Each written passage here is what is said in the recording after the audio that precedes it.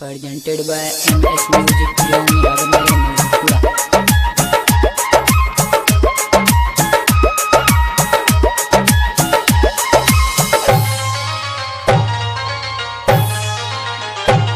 तोर आदत नहीं छो निक गे कर देबो तोरा ठीक गे तोर आदत नहीं छो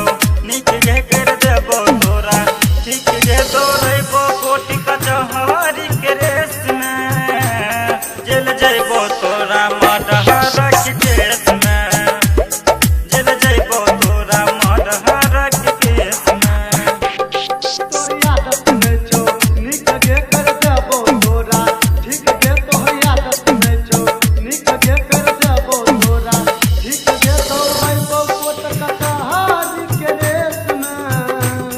चल जइबो तोरा मडहर के केस में चल जइबो तोरा मडहर के केस में। डीजे आलोक गरबा छियो बता दे तोहर मोबाइल सान गे एको बेर न दै छई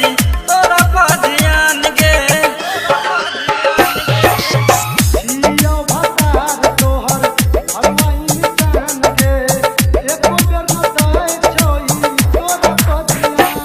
है तौ ने तोरा निक गे तोरा मांगे पड़तो भीख गे है तौ ने तोरा निक गे तोरा मांगे पड़तो भीख गे तेर खापतबो छोरी हम फेस में चल जइबो तोरा मडहर के केस में चल जइबो तोरा मडहर के केस में। DJ Alok garba presented by MS Music Young Raghunath Mehpura। ओहे छोई पप्पू तोरा सुन गे खेला करी अपन सुधार बीता तोर जब टंगरी कहे छो मनीष तोरा सुन गे खेला करी आपन सुधार बीता कोई देबो टेंगरी रखबो ने तोहर मोल के खोल देबो तोहर पोल के रखबो ने तोहर मोल के खोल देबो तोहर पोल के जल देबो तोरा दुख के कलेस में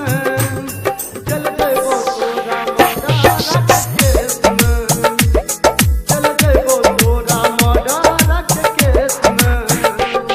तोर आदत नहीं छो निक गे कर देबो तोरा ठीक गे तोर आदत नहीं छो निक गे कर देबो तोरा ठीक गे तोरेबो कोटि कचहरी के रेस में जेल जइबो तोरा मडहर के केस में जेल जइबो तोरा मडहर के केस में।